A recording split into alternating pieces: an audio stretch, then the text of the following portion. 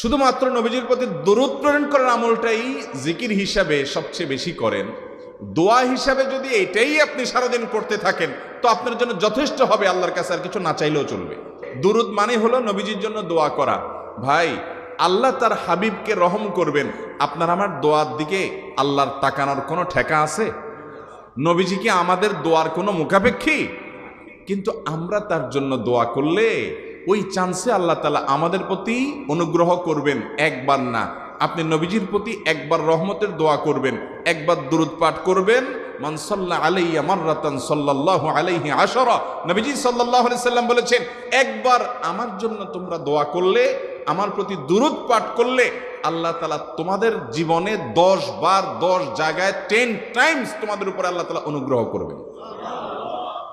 আপনি টেরও পাবেন না কত জায়গায় আল্লাহ অনুগ্রহ করেছেন। আল্লাহ বাঁচাই দিয়েছেন, একটুর জন্য শেষ হয়ে যান নাই। ওই যে দুরূদ পড়ছেন,